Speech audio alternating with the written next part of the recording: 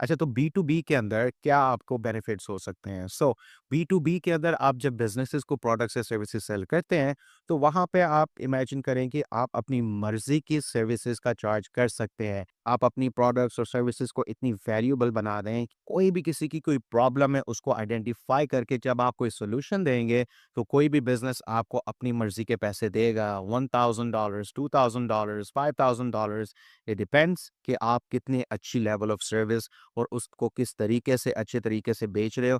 आपकी B to B के अंदर हाई टिकट सेल्स होंगी, लेकिन अब what is the downside of B2B? I would say the only thing I feel in B2B is that it's time taking. तो आपके अंदर patience होनी चाहिए.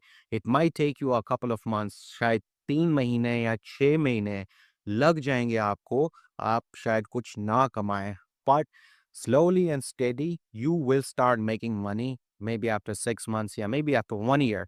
लेकिन उसके अंदर आपका क्या होगा, जब आप बिजनेसेस के साथ आपका एक रिलेशन होगा, आप उनके साथ कम्युनिकेशन में होंगे, तो आपके बड़े अच्छे हाई पेइंग क्लाइंट्स इवेंचुअली बन जाएंगे और आपका एक मंथली रेवेन्यू आफ्टर 6 मंथ्स और 1 ईयर आपको बहुत अच्छे प्रॉफिट्स देने लग जाएगा। और बी टू सी के अंदर क्विक सेल्स होती हैं, यानी कि ऑब्वियसली कंज्यूमर्स हैं, उनको कोई ज़रूरत नहीं होती कि डिसीजन लेने के लिए अपने बॉस से बात करें, शायद बीवी से बात करनी पड़ जाए। That's the difference. B to B के अंदर बिजनेसेस जो होते हैं वो डिसाइड करते हैं, अपनी टीम्स के साथ बात करते हैं, अपने ओनर्स के साथ बात करते हैं, पार्टनर्स के साथ बात करते हैं, तो उनको डिसीजन लेते लेते काफ़ी टाइम लग जाता है। और उन्होंने कोई बजट्स भी अपने जो सेट किए होते हैं, तो उन्होंने देखना होता है कि how we need to allocate our budgets, क्या हमने ये सर्विस लेनी है, कब लेनी है।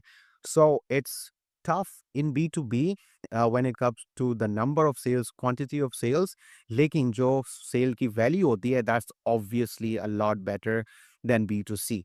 अब बी टू सी के अंदर जब आप कंज्यूमर्स को डायरेक्टली कर रहे हैं, सो ऑब्वियसली एक बंदे को कोई चीज़ पसंद आई है, it is just gonna buy from you. आपके यहाँ पे क्वांटिटी ऑफ सेल्स ज़्यादा होंगी, सो आपने डिसाइड करना है कि आपके लिए बेस्ट क्या है, कि आपने बिज़नेसेस को सेल करनी है अपनी प्रोडक्ट्स या सर्विसेज, या फिर आपने डायरेक्टली कस्टमर्स को सेल करनी है। So think about it and let me know if you have any more questions. Like and follow me for more and let me know in the comments what you want to learn next.